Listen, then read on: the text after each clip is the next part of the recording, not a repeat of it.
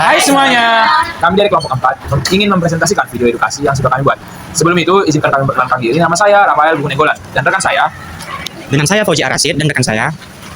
Saya Mahardika Salsabila dan rekan saya. Saya Mirani Elizabeth Pane dan rekan saya. Saya Margareta Triana Stinja dan rekan saya.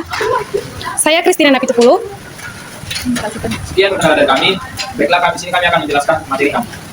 Halo, di sini saya akan menjelaskan tentang latar belakang.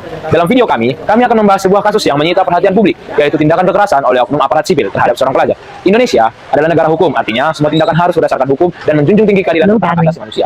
Namun, dalam kenyataannya, masih terjadi penyimpangan. Salah satunya adalah kasus yang terjadi, yaitu kasus kekerasan terhadap pelajar di Tuai, Maluku. Kasus ini menjadi penting karena melibatkan aparat penegak hukum yang seharusnya melindungi masyarakat, tetapi justru malah diduga melakukan pelanggaran hukum dan hak asasi manusia.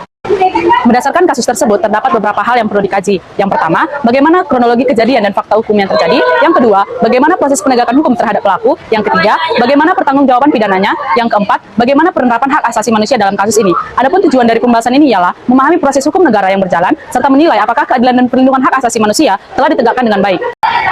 Adapun kronologi dari kasus ini terjadi pada Februari 2026 di Tual, Maluku. Saat itu, aparat Brimob sedang melakukan patroli keamanan. Dalam situasi tersebut, aparat bertemu dengan seorang pelajar berusia 14 tahun. Interaksi yang terjadi kemudian berujung pada tindakan kekerasan fisik yang diduga dilakukan oleh oknum aparat. Akibatnya, tindakan tersebut, korban mengalami luka serius dan akhirnya meninggal dunia setelah mendapatkan perawatan medis. Peristiwa ini langsung menjadi perhatian publik karena menyangkut hak hidup seorang anak dan tindakan aparat negara. Jika dilihat dari perspektif hukum pidana, tindakan tersebut dapat dikategorikan sebagai penganiayaan. Dalam KUHP, khususnya pasal 351 ayat 3, dijelaskan bahwa penganiayaan yang mengakibatkan kematian dapat dikenakan sanksi pidana berat. Selain itu, tindakan aparat seharusnya mengikuti prinsip proporsionalitas, yaitu tidak menggunakan kekuatan secara berlebihan. Dalam kasus ini, terdapat dugaan bahwa tindakan aparat telah melampaui batas kewenangan dan termasuk dalam penyalahgunaan kekuasaan.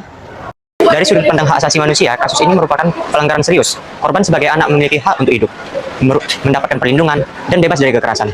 Tindakan yang dilakukan aparat berpotensi melanggar hak-hak tersebut. Selain itu, kasus ini juga menimbulkan dampak sosial dan psikologis. Masyarakat menjadi kehilangan kepercayaan terhadap aparat dan muncul rasa takut, terutama di kalangan pelajar. Hal ini menunjukkan bahwa dampak dari satu tindakan kekerasan bisa sangat luas, tidak hanya bagi korban, tetapi juga bagi masyarakat. Nah, untuk mencegah kejadian seperti ini, hukum harus ditegakkan secara tegas dan adil. Aparat juga perlu diawasi dengan baik. Selain itu, penting untuk meningkatkan pendidikan karakter dan kesadaran hukum di sekolah. Peran keluarga dan masyarakat juga sangat penting untuk melindungi anak. Kesimpulannya, tidak ada yang kebal hukum. Aparat harus memberi contoh yang baik dalam menegakkan keadilan dan menghormati hak asasi manusia. Sekian presentasi video edukasi dari kelompok 4. Terima kasih. Dadah.